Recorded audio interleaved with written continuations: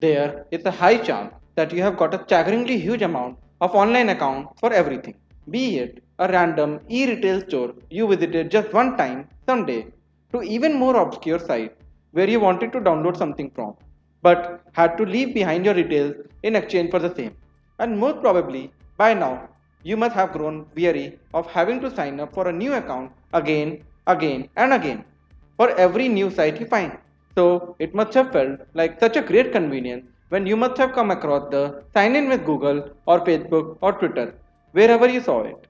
And it is now being added with a third option, the sign in with Apple option. But the question comes up that how do they even work? And are you giving away too much personal information?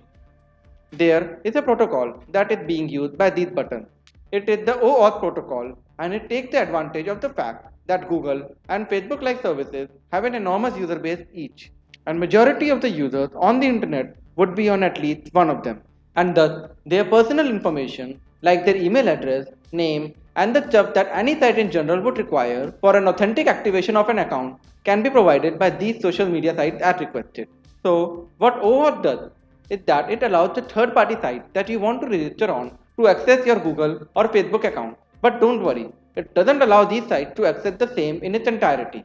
Instead, the site is only allowed to view certain pieces of your account, typically a name and email at the minimum, and maybe a profile picture. OAuth manages this by first checking that you are actually signed in to your Google or Facebook account, and then assigning a special access token and a secret, which is basically a password to the third party site so that Google or Facebook know only to give that site access to certain parts of your profile. Now, an important note here is that OAuth does not reveal your actual Google or Facebook password, so shady sites cannot access or modify more information than they explicitly tell you that they will and that you authorize them to do so. One key though is to double check what permissions you are giving the site, because many of them will allow you to modify what parts of your profile they can access, so that you can prevent a situation where it posts something embarrassing to your Facebook or Twitter timeline. For the most part, this single sign-in scheme works well and is quite convenient. But of course, in the world of tech, someone is always trying to find a way to do it better.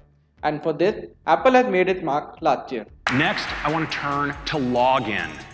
We've all seen buttons like this, asking us to use a social account login to get a more personalized experience with an app. And so now we have the solution.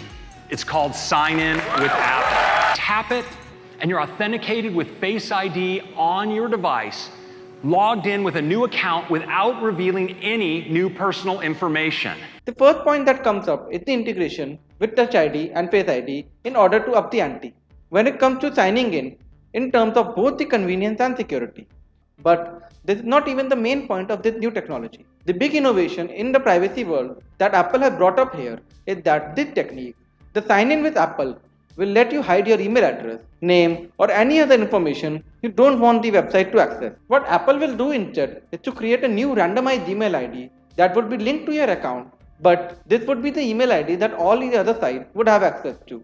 So this would make it information for the site to track your identity through your email ID, would make it harder for unscrupulous websites to sell your email address and browsing data to third party, or even make it impossible for the website to spam you or contact you when you would not want them to. Now, since Apple makes money through their own hardware and services and have no interest in the advertising or data industry, unlike Google, your signing information would be safe with the same and won't be used to track your activity, unlike that of Facebook and Google, which do keep a track of the same to serve you relevant advertisements. They have made it mandatory for every app developer to have sign in with Apple an option if they use any other form of single sign in option from Google, Facebook, or Twitter.